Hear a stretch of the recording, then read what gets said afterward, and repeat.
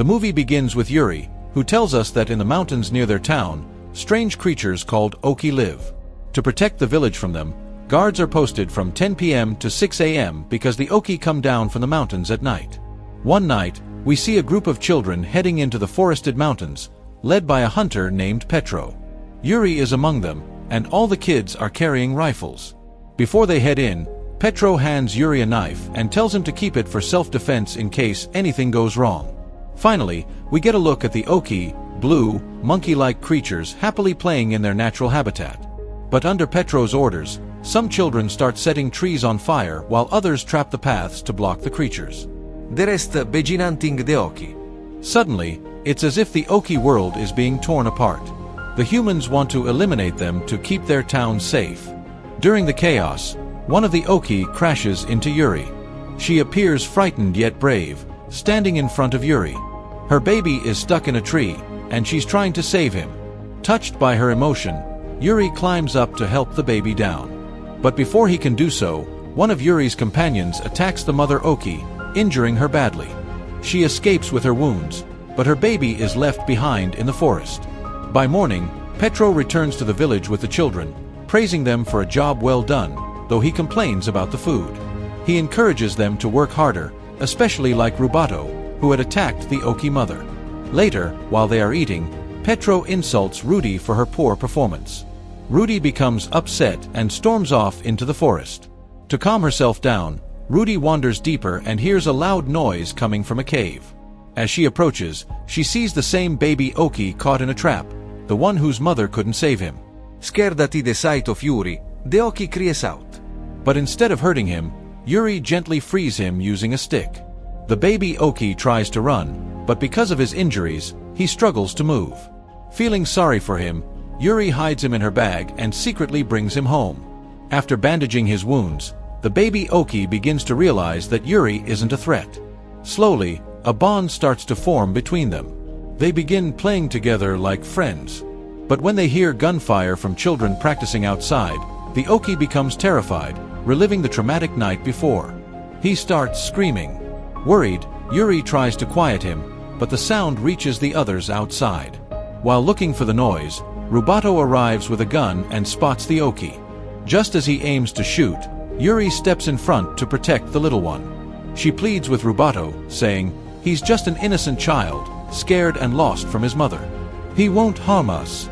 I just want to return him to her. I know you have enough compassion not to kill him." Moved by Yuri's words, Rubato lowers his weapon. Yuri places the Ochi back in her bag and escapes through the window. Rubato chooses not to tell anyone about what happened, and when Petro asks him about Yuri, he denies seeing anything. Petro becomes worried and searches Yuri's room, where he finds a letter saying that Yuri has left. He also finds some blood and animal hair, which leads him to suspect that Yuri is in danger. He alerts the rest of the children, telling them Yuri might have been kidnapped. Armed and ready, they all pile into a car and head into the forest to search for her. But no matter how hard they look, they can't find her. Meanwhile, Yuri is shown in a different town, now feeling extremely hungry. She enters a convenience store to buy some food. But just then, the Ochi starts climbing out of her bag. A group of girls sees him and screams in fear. One even points a gun at him. To escape, Yuri climbs on top of the store's fridge and tries to calm the Ochi, who keeps panicking. In the struggle, the Ochi bites Yuri's hand, causing her to cry out in pain. Everyone in the store now knows where she is. Thinking fast, she grabs a card and smashes one of the store's windows, jumping out to escape. Outside, she finds a nearby car. Luckily, the keys are still inside. She gets in and drives off, fleeing the chaos just in time. The owner of the car kept chasing after her, but Yuri managed to escape. Soon after, the place where the Ochi had bitten her began to swell, and blisters started forming. Her hand slowly turned blue, just like the skin of the Ochi. Yuri began feeling dizzy and disoriented. Struggling to drive, she eventually lost control and veered the car off the road. Meanwhile, Master Petro was still searching for Yuri. As he passed by a roadside accident, he noticed the crashed car now being examined by the police. Inside it, the police found a false tooth, which Petro immediately recognized as Yuri's. Realizing she must be nearby, He continued the search. We then see Yuri sitting beside a river. Her entire body had now turned blue, similar to the Oki. Realizing the poison was spreading through her veins, she tried a desperate method to draw it out. She caught some leeches from the river and placed them on her skin, hoping they would suck out the poison. But after they bit her, something even more unexpected happened. Yuri began to understand their language. She could hear them, understand them, and even speak back. This sudden realization shocked her. As the truth sank in, Yuri burst with joy and began to dance. But during her celebration, she slipped and fell into a concealed pit, a trap that had been covered from the top. The little Oki, seeing her fall, helplessly waited nearby, sitting on a tree branch, hoping she'd come out soon. But Yuri was badly hurt from the fall and couldn't even stand. Soon, a woman came by, lifted Yuri out of the pit, and carried her home on her back.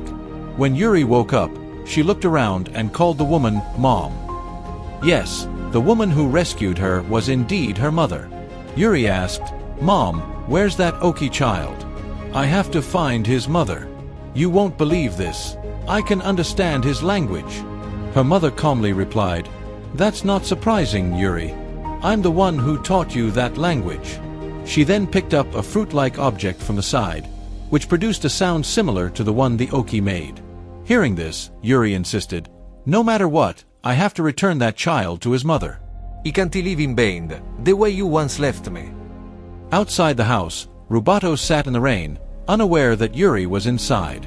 The next morning, Yuri woke up to the familiar sound of Oki's voice, but it turned out to be her mother's device emitting that sound. Following the noise, she discovered a room full of research, books, notes, and studies all about the Oki. Her mother warned her, saying, "These creatures you're trying to help, they're not as innocent as you think. They've hated humans for generations. And the child you're protecting, once they smell a human scent on him, they will reject him, maybe even kill him. All your efforts will be wasted." Yuri was furious. She accused her mother of lying and shouted, "A mother who abandoned her own child can never understand the pain of others." Then she noticed a map on the table, a detailed route to a second location where more Oki were believed to be. Without wasting time, she got dressed, packed some supplies, and left the house, determined to find the child.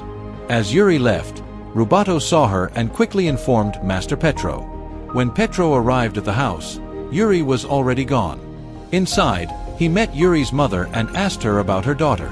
She confirmed Yuri had been there but had now gone in search of the Oki child. Furious and worried, she told Petro, "If anything happens to my daughter, I'll hold you responsible." The argument between them quickly escalated into a scuffle. Other children who had come with Petro broke up the fight and entered the house. While searching, Rubato found the same map Yuri had used, with the marked location of the Oki settlement. Realizing where she must have gone, they all decided to head there. Meanwhile, Yuri wandered deep into the forest, calling out to the Oki child in his own language. But despite hours of searching, she couldn't find him. Exhausted and heartbroken, she finally lay down and began to cry. And just then, the Oki child saw her and, recognizing Yuri, ran toward her, calling her name loudly. When Yuri saw Oki, it felt as if she had discovered a hidden treasure. She quickly climbed the tree and caught him. By now, it was nighttime. Yuri shared some food, drank some milk, and also fed Oki. Speaking in his language, she told him, "It's night now, but tomorrow morning, I'll take you back to your mother." They set up a small camp for the night and went to sleep. The next morning, Yuri built a small raft to cross the river. Once across, they arrived at a stunning landscape, majestic mountains with small caves carved into them. This was where the Oki lived, hidden away. The Oki child called out, and soon, many others emerged from the caves, happy and curious. But the moment they saw Yuri, they all hurried back into hiding. At that moment, Yuri understood. Her mother had been right. These creatures would never accept a child who smelled like a human. Just then, Master Petro and his team arrived at the scene and immediately started firing. Yuri didn't want anyone, especially the Oki, to get hurt.